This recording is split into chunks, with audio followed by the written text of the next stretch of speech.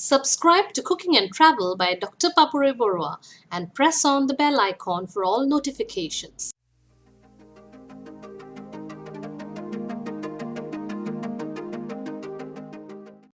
So I have a pot heating up here and I've smeared it with some oil, it being a clay pot, and today we have some chicken and rice in a clay pot. So welcome to my kitchen and let's start cooking a special yummy dish there. What I had done was that I've taken 6 leg pieces of the chicken there and I've made big slits there so all the masala actually goes in.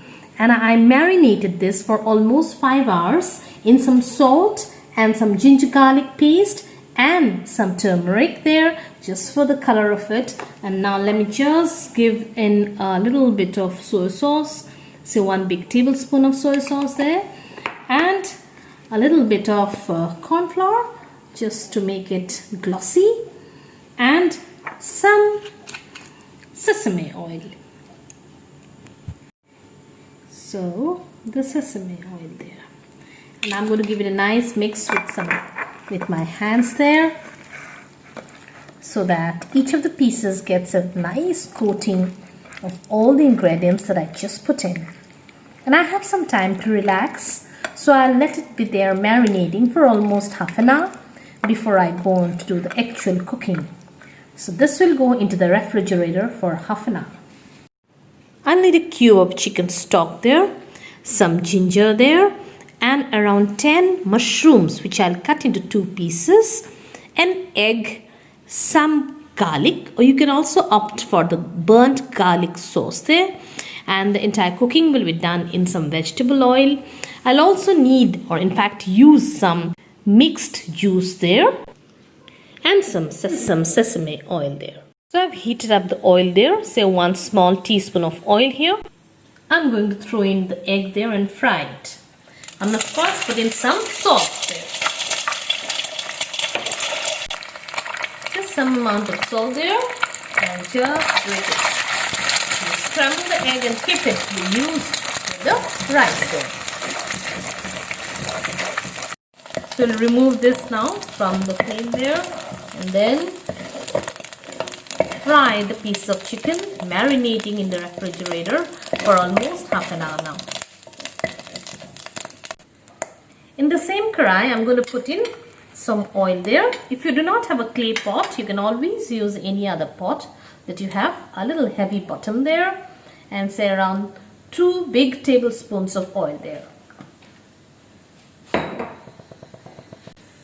We'll now fry the marinated piece of chicken one by one, and in fact fry them quite well so that they are cooked almost 70%.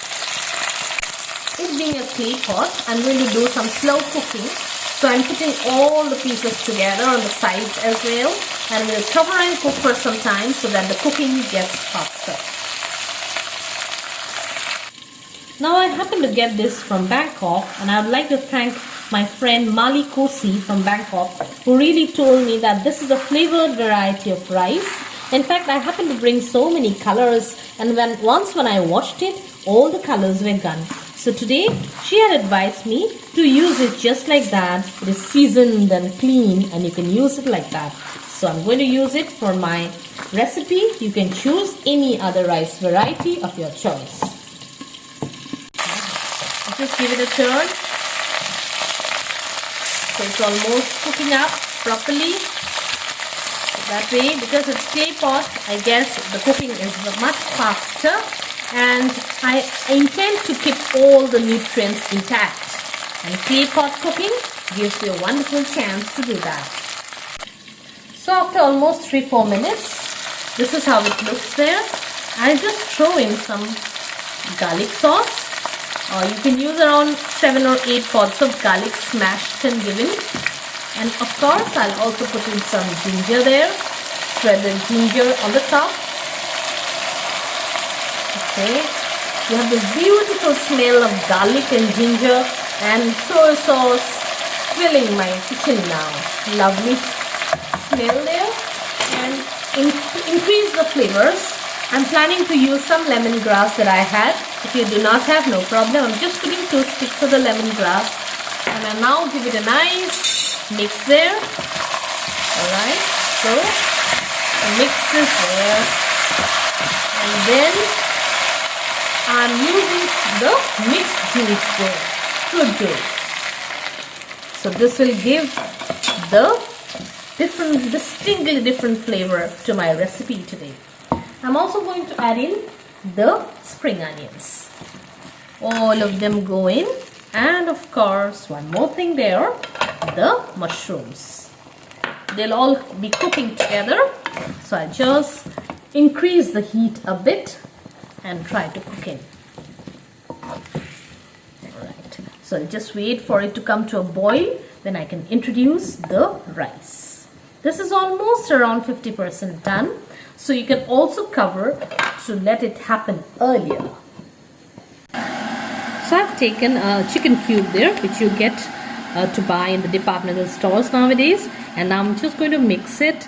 I'm going to give 2 cubes of this chicken cube there, and then we'll just mix with some hot water, and we'll prepare the chicken stock there. So as much of water that I'll need for my rice, I'm going to just use the chicken stock there, cube stock, and make a stock out of it. So there goes in the next cube there, and we're going to mix it properly and make a stock out of it. Now this has been cooking for almost 7-8 minutes. See how it looks there. And now I'm going to give it a nice mix there. Yes, and you have the flavors mixing up and melting and merging into one another. Around this time, it is the time to drop in my rice there. So this goes in. The rice goes in there. I'm going to give it a nice mix there and let the rice completely mix with the flavors burning up, or in fact creating havoc in my pan there. So just give it a nice mix, and I'll wait for it to really warm up a little. I'll increase the heat a little, and I'm going to put in the stock there. So I'm not using any salt separately for the rice, because the stock will already have the salt there. So I'll just wait for it to really warm up. So now I'll drop in the stock there. Enough stock to cover up the whole thing. It's going to cook on slow flame, so it'll take some time, and it'll also take some I think the water needed will be a little more there. So just putting in the stock there, just covering up the rice there, and it'll cook for till all the rice really soaks in all the water. I'll cook it covered on slow flame. After around 10 minutes, this is how it looks. I had really stirred in between so that it's cooked till the core, and now actually this is done. You can just check in for the salt, because we hadn't added any salt. Just a smear of the sesame oil there, and this is done, ready to be served. We shut down the flame and let it rest for 5 minutes before we can actually serve it. So that's how it looks. Wonderfully flavored rice, and in goes the egg there to add to its flavors. We have a burst of flavors in this particular pot there. I hope you like this unique recipe. I hope you'll give it a like and a thumbs up, and subscribe to my channel if you haven't. Thank you so much for watching.